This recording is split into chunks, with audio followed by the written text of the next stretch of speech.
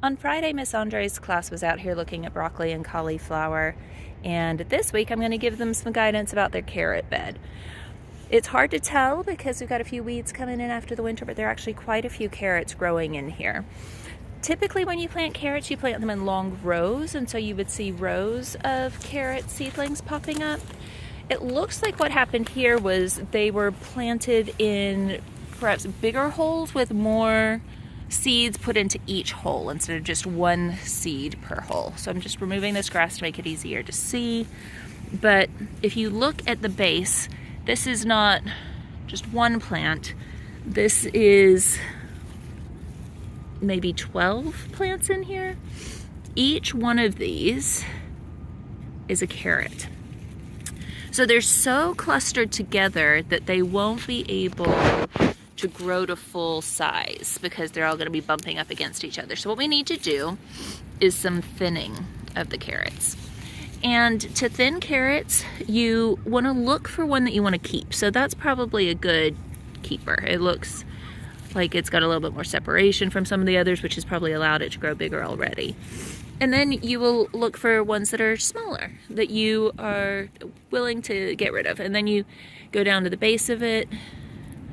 You want to give it a nice tug, pulling straight up. And you can see there, it's so tight, I've actually got 4. And so for each one, you can see there's your little carrot. That root is already edible. So you can eat that, the carrot bases, you can eat the carrot tops. That's really fun for the kids. And so you just want to do that very delicately as you go around. Kids really enjoy this. It's a little bit harder because these are so close together. But again, these won't grow to maturity because they're so close together. So for each one of these clumps that we have around here, you can just see these little poofs. You'll want to come up to it, take a careful examination and do some thinning of it. And then the kids can enjoy what has been thinned out.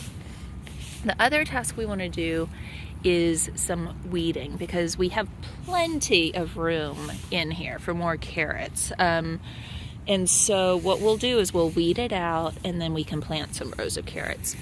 With weeding, I like to keep things really simple and focus on one plant at a time. So for this week, I'll tell you to focus on this grass, which you can see has these long leaves, kind of spirals out from its base. And so you'll get right in the base there, give it a nice firm tug directly up, shake the soil off of the roots. We want to keep as much soil in our garden bed as we can, and then you can just put it outside of the garden bed to decompose.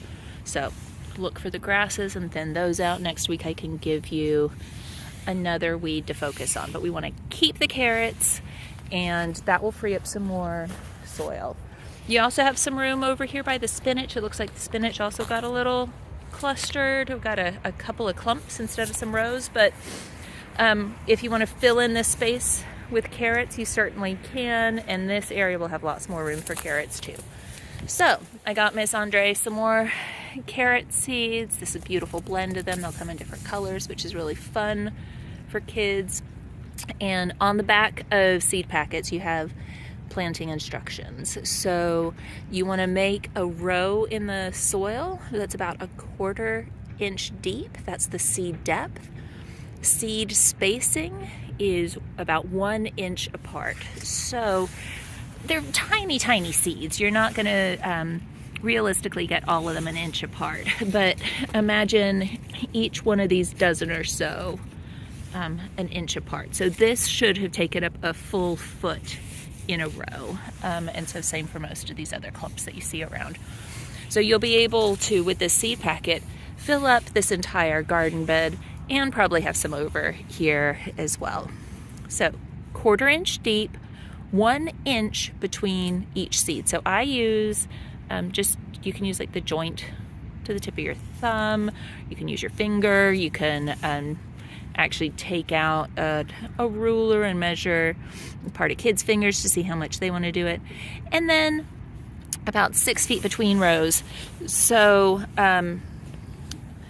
these are, let's see, I think each one of these are 2 feet apart. So halfway is 1 foot, and so here is about 6.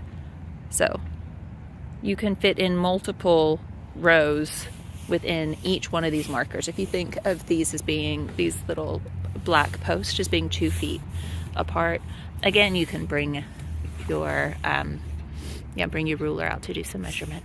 So this is your guidebook, and happy gardening. I can't wait to see what they pull up. And again, enjoy the thinning process too. It's all about learning and growing together, and enjoying veggies, even if they are so adorably cute and tiny.